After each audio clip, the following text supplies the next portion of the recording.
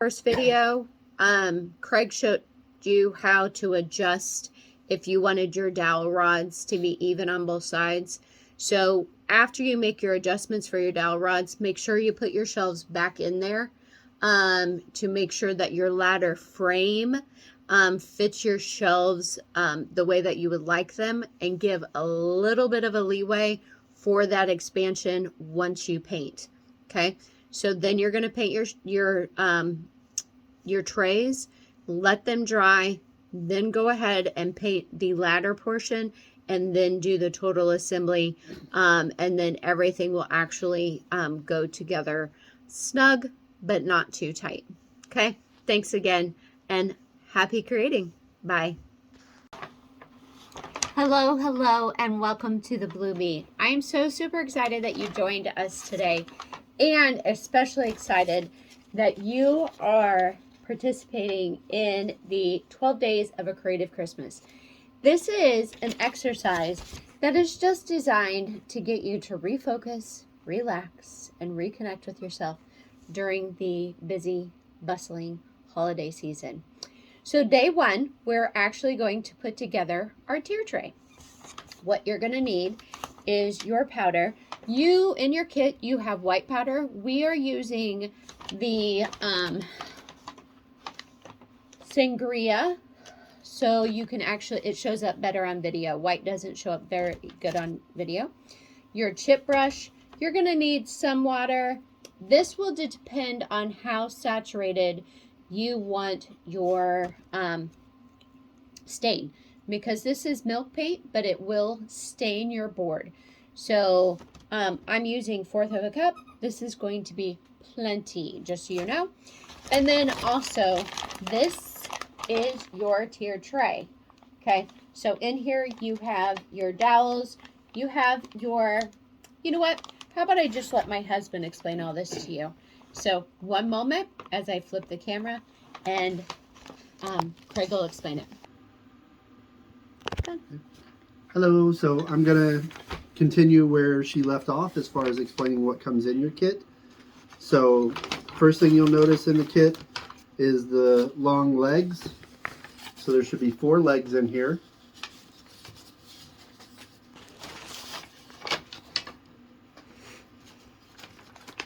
Then we're going to have dowel rods.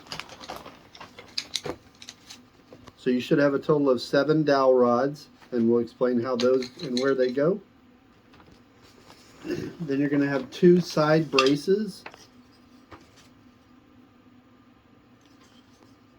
And then you should have your shelves.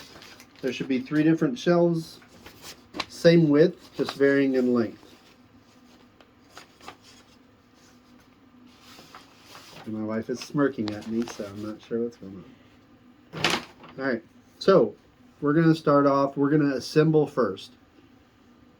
Thing to note is, because these are wooden, any moisture, the humidity in the air and everything can cause these to expand and contract.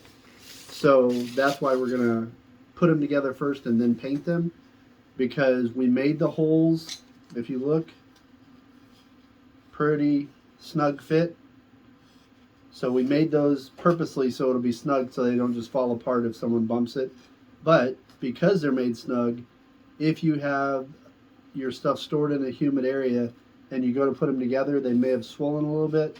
So what we have on the side, and I'll show you if we have to use it, this is beeswax.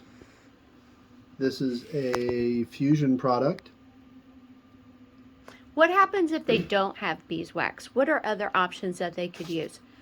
So you can use, pretty much everybody might have chapstick, especially this time of year. So you could use chapstick, you could use Vaseline, any kind of lubricant that you would be able to put on it that might help it to slide in a little easier. Be careful using Vaseline, because chapstick would be good, but the Vaseline, because it's more of a liquidy base, it could soak into the wood and actually cause it to swell more. But the chapstick would work really well if you don't have beeswax or something like that. So first thing we're going to do... Great tip, Craig. Thanks. Thank you. Okay, so first thing we're going to do is make sure that we have our boards align correctly, because we're going to have two boards. Can you pan over to your... Okay, so you're gonna get a sneak peek of what it looks like. Oh. Okay, quick. So if you notice, we're gonna have this and this. So we're gonna have two legs that form a V, an upside down V, on either side. So you have a front and a back. So we're gonna start off by putting all of the dowels. I found it easier to put all the dowels in one side and then add the other side to it. So we'll start with the top. So this one's going in pretty easy. So I find it easier if you spin it while you're putting it in and support the wood, because if it is a tight fit and you just try and push it, you might crack the wood. So support the wood where you're pushing, and about an inch to an inch and a half is what you should have. You'll be able to adjust that later once we start putting shelves on, so you can get it snug on your shelves. Then if you look at the way the base down here at the bottom, how it sits, so it's going to be angled. So make sure when you put your other leg on that it angles the opposite way, so it's going to form a steady base for you. Okay, then go from the short side and again spin while you push it and leave about an inch on the other side. Okay, we're going to continue that process on down.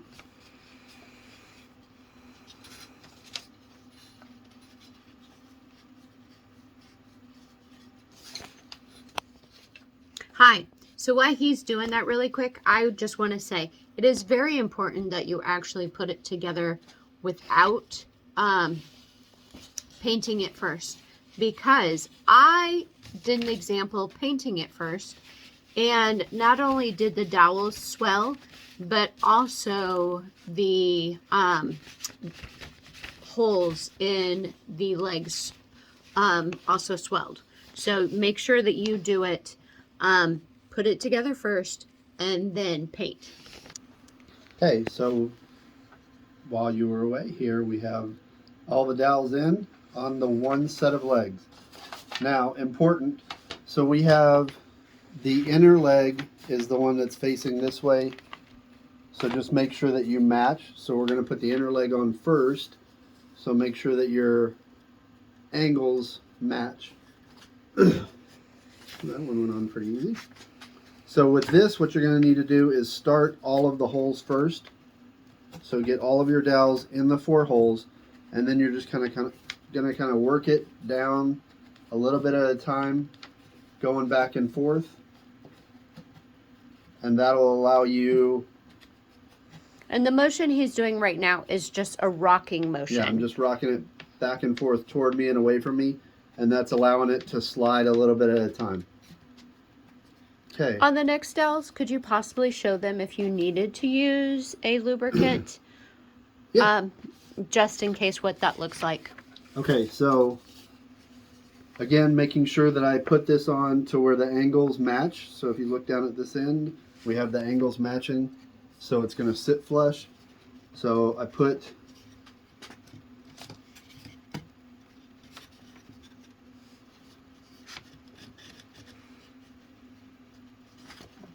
getting the holes lined up, Okay, so say one of these was a little snug, like this one feels a little bit snug. So I'm going to take this off, and I'm going to just rub the beeswax or whatever lubricant you end up using. Rub that on the ends to where you come down about an inch to an inch and a half, because that's how far we want the leg to slide down. We're going to try it again. Okay, so I'm jumping on really quick again. With the beeswax, make sure you only go like an inch or an inch and a half, because it is actually, when you paint it, it's going to be resistant to the milk paint as well. So make sure you only do an inch or an inch and a half. Very good point. Okay, so now we just continue to work our leg. And remember the rocking motion. Yep, continue to work our leg down, supporting it This one was the one that was a little snug. So as you see, it went on there, but it did give me some resistance still, but it's not, the pressure's not there like it would have been when I was rocking it. So it's still getting the motion to go down, which is good. Okay, now that we have all of the legs in, again, don't worry about how far you have it, like if they're not equal, because we're gonna work that when we get the shelves in. So next we're gonna take our braces. They go the next to the top one. So the first area where you have two dowels is where these will go. And again, you just use that rocking motion.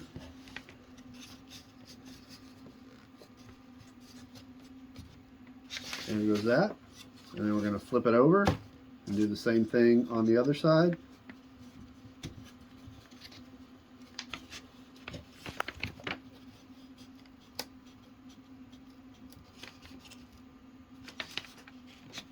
Okay, so this one is actually being a little tough.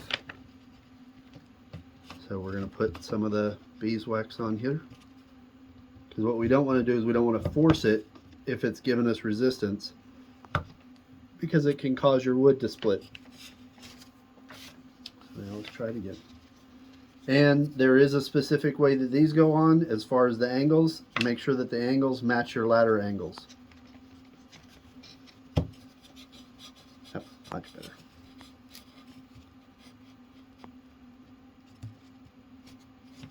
Okay. So this is what we end up with. Now we're going to make sure for our shelves, we only have to do one shelf, so I usually just take the bottom one. We're going to slide it in at an angle and then see if it will slide down.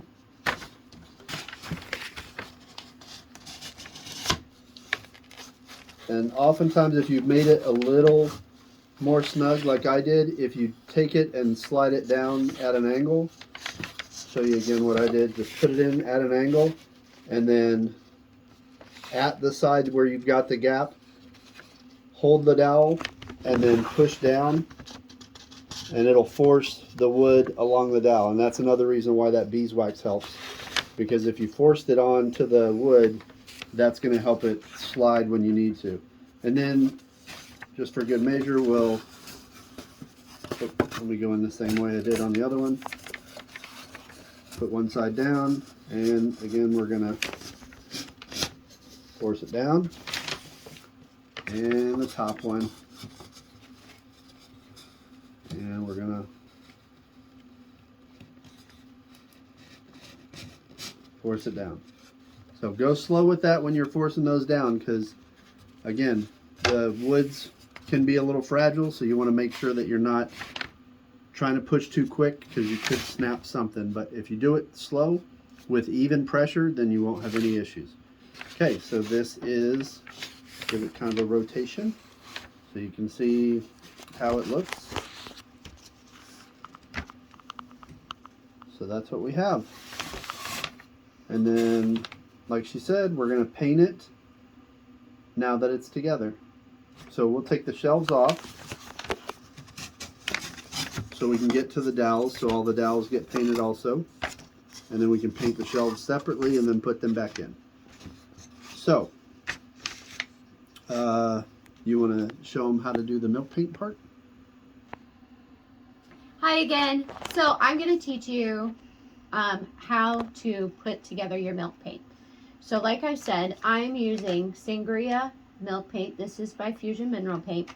And this will be more like a stain. Like I said, yours is white, and this is Sangria. Now you're going to, this is probably 1/4 of a cup of water. And you're just going to add that in there. You can do the whole entire thing, or you can just put whatever you feel, however you want to tint your water. Let's just put the whole thing in. So you're just going to take your chip brush, and with your chip brush, you're going to stir that together. The beautiful thing about milk paint is you're actually going to start seeing those different color pigments in there.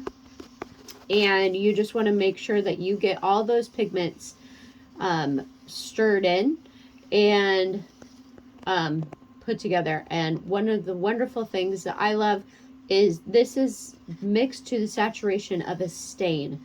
But when it is dry, it will actually dry hard. So it's actually going to protect your wood of your project. Plus, it has this beautiful antiqued aged look. It's gorgeous. So one thing that I must say with milk paint is it's not sealed like Fusion mineral paint. So it doesn't have a tough coat in there. So if you do want your tier tray, the ladder portion of it, to be protected from any spills or stains, you will need to purchase a sealant outside of that. I would highly recommend just a light spray sealant, or you can purchase a tough coat from myself.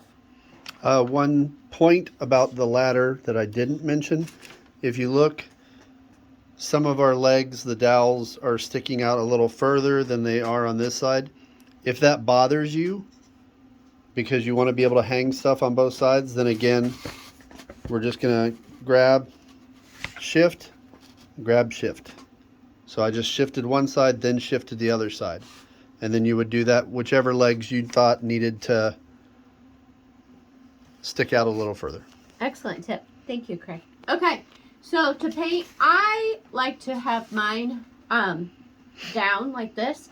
And I'm going to be honest, gals, he is an amazing instruction giver. Wow.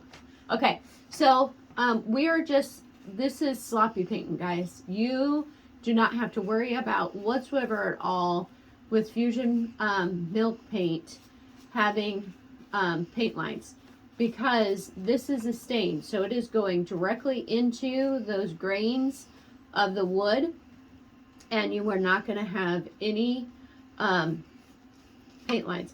Now, if you drip like I just dripped right there, I would highly recommend that you just go and brush it out, because you milk paint will drip and it will saturate thicker. But if it doesn't bother you, what kind of an agey look, then go for it. This is a quick paint. And you don't have to paint your dowels if you don't want to. It's up to you. This is your project, and you feel comfortable, and you do what you want your tier tray to end up looking like. But you're just really just going to go on there and make sure that you are just covering each area. Make sure you get those sides of your legs on this, and when you are finished, it is going to look like a mini ladder. I love tier trays because they're so versatile. They're actually utilitarian, because you can have them and use, you know, not only for decor, but you could also put, say you had a shelf, table by your front door, you could put this on there, and so it could still be a key collector, or you know, your sunglasses or your wallet, if you keep all of that stuff by your front door. But it's also amazing because you could have it for decor, so just decorate it up. So there's no reason why we can't have a pretty utilitarian item, and I think these are just so stinking cute. What do you think, Craig? So for people who aren't familiar with the term tier tray, Oh, thank you. and He think always catches me on that. oh, this is a ladder, why is it called a tier tray? It is called a tier tray because it has 3 tiers. So we have our first tier, our second tier, and our third tier.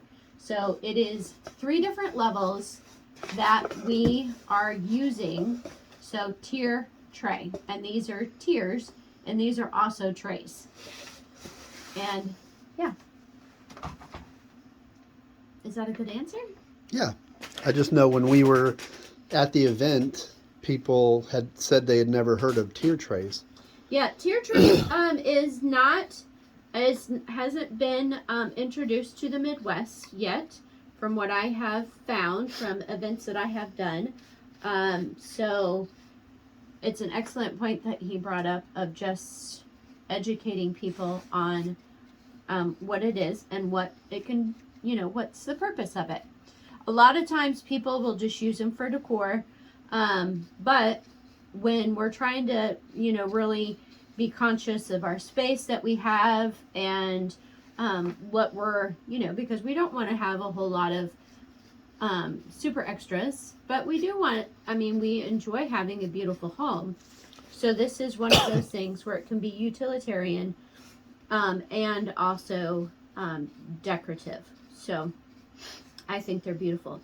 And Craig, if you could pan behind me and show them a design that's coming out.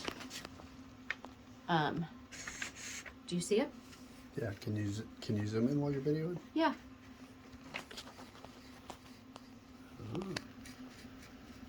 There it is.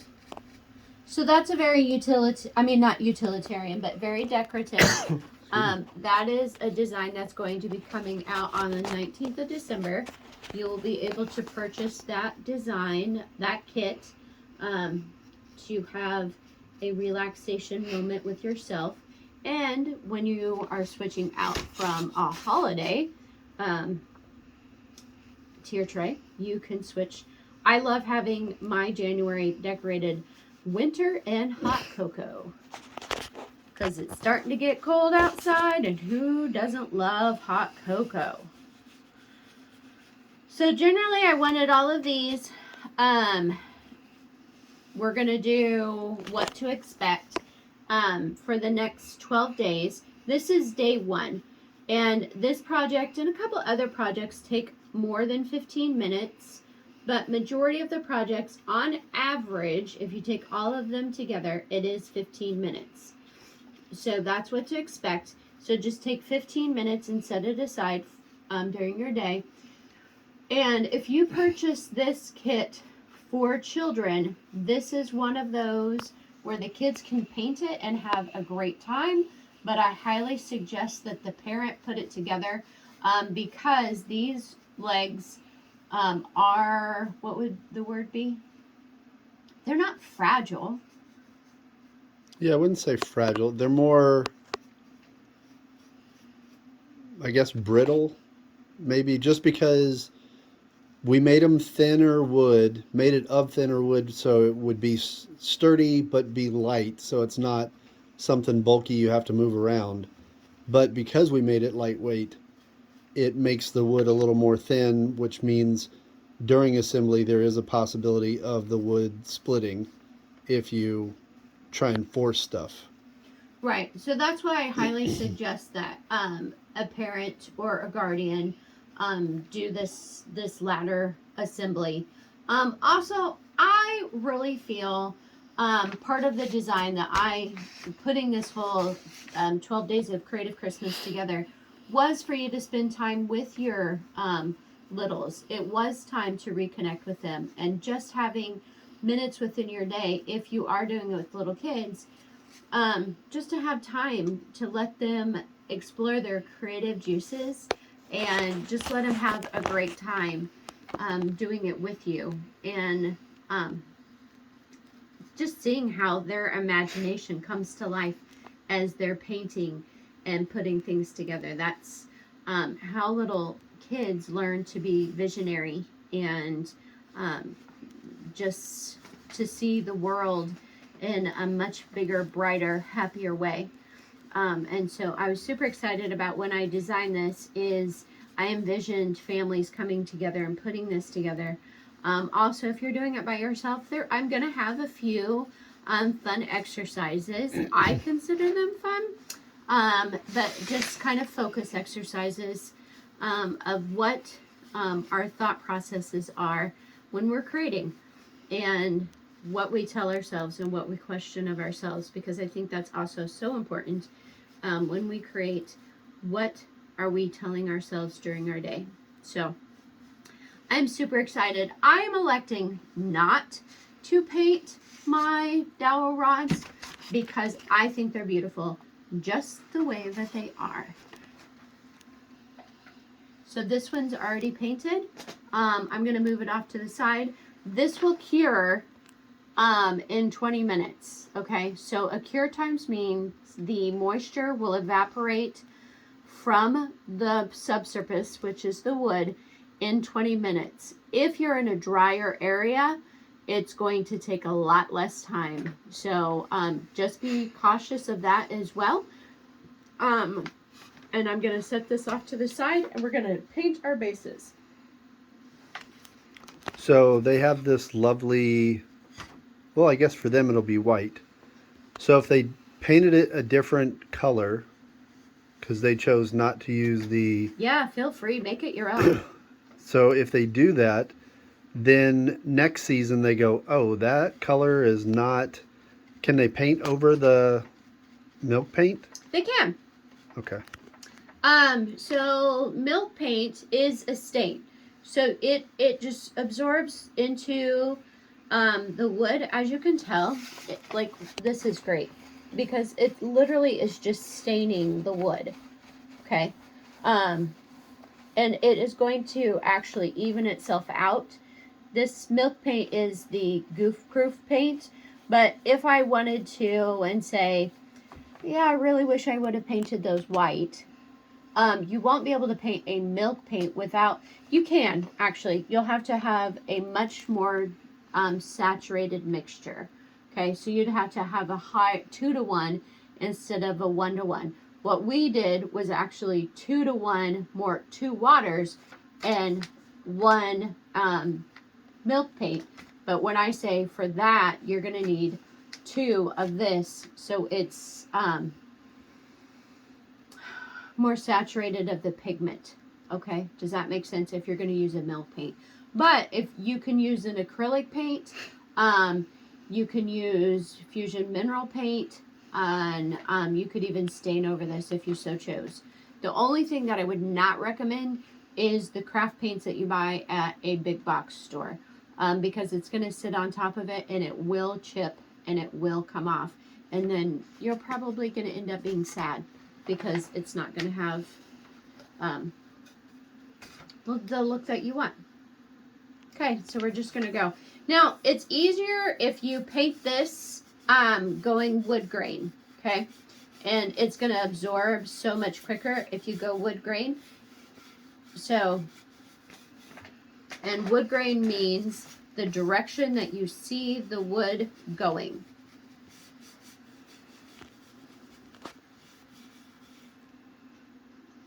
Any other questions, Craig? So are you only going to paint the top sides?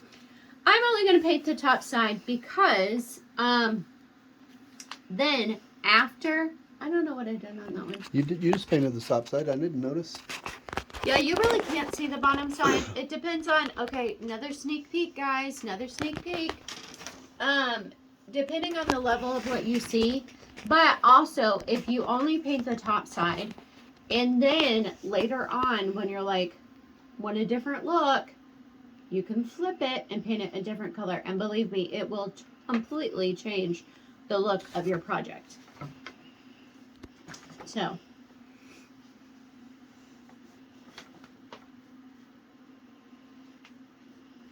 Almost done, guys. So those, if you're not familiar with wood grain, what she was talking about, if you look on the small board, you'll see the lines in the wood all run the length of the board, where on the middle board all the wood grain is running side to side.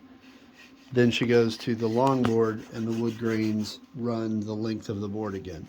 So it's just making sure that you're matching up with the wood grain is what she was talking about.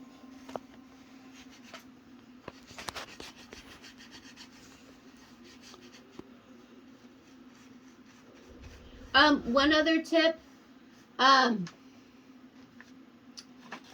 you're going to want to lay these flat to let them dry, because you are introducing moisture into a raw wood, and so there is going to be a little bit of swelling that's going to go on. So you're going to want to make sure that you do not use too much water, too much paint, because it really will swell up. And you're going to want to make sure that you dry them flat. And once it's going to take like 20 minutes or less for that cure time. This one already is like halfway through its cure time.